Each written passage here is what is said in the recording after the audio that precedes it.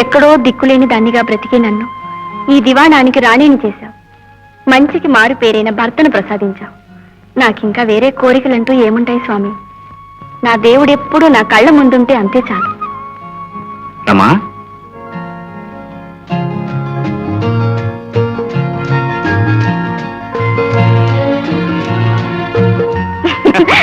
అబ్బా, ఏమిటిది? వదలండి.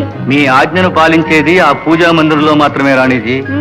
ఈ గుమ్మం దాటిన తర్వాత మా ఇష్టం. మీ ఇష్టం మాట ఎలా ఉన్నా నాకు మాత్రం మీ మీద కోపం వచ్చేసింది. వచ్చింది? Very good. అయితే మీరు మరీ అందంగా ఉంటారు. అది చూసి మేము ఇంకా ఆనందిస్తాం. ఎదురుగా ఉంటేనే అందం ఆనందం. ఊరికి వెళితే మాత్రం నేను అసలు గుర్తే ఉండను. ఎన్ని ఉత్తరాలు రాసినా ఒక్కదానికి సమాధానం ఉండదు. ఉత్తరాలు రాయడానికి నాకెక్కడ తీరుకుంటారమ్మా?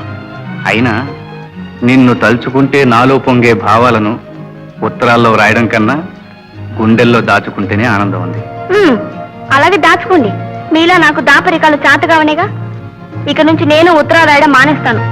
నో నో నో డార్లింగ్, ఈ దేశ తిమ్మల వ్యాపార గొడవల్లో నీ ఉత్తరాలే కాస్త నాకు తృప్తించేవి. అవి కూడా లేకపోతే? అయినా మీకెందుకండి ఇంత శ్రమ? మంచి హోటల్ బిజినెస్ ఉంది, చాలదు? ప్రతి వారం దుబాయ్, జపాన్, హాంకాంగ్ అంటూ తిరగకపోతేనేమండి? ఎందుకంటే ప్రపంచంలో ఉన్న ఆనందమంతా ఈ రాణి గారి ముందు ఉంచాలని. ఇదిగో నీ ప్రెజెంటేషన్. అబ్బా, ఎంత బాగుందండి ఈశాన్. దీని ఖరీదు ఎంతండి? కానుక విలువ ఖరీదును బట్టి కాదురమ్మా, అందులో పొందుపరిచిన అనురాగాన్ని బట్టి ఉంటుంది. ఇది ఎప్పుడూ నా ప్రేమకు చిహ్నంగా నీ దగ్గరే ఉండాలి. తప్పకుండా. ఏనాటికి వీడిపోని మన ప్రేమకు చిహ్నంగా ఈ కానుకను నా గుండెల్లో దాచుకుంటాను. అమ్మా, నేను హాంకాంగ్ లో ఉండగా ఒక విచిత్రమైన సంఘటన జరిగింది. అది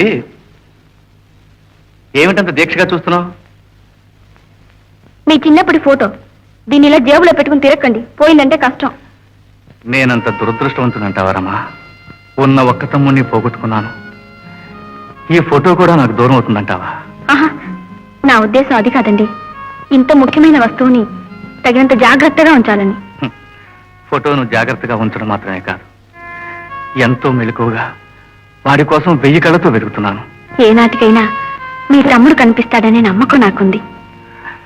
కనిపించినా కనిపించకపోయినా వాడెక్కడో ఒక చోట సుఖంగా ఉండి ఉంటాడనే నమ్మకమే నాకు తృప్తినిస్తోంది రమా.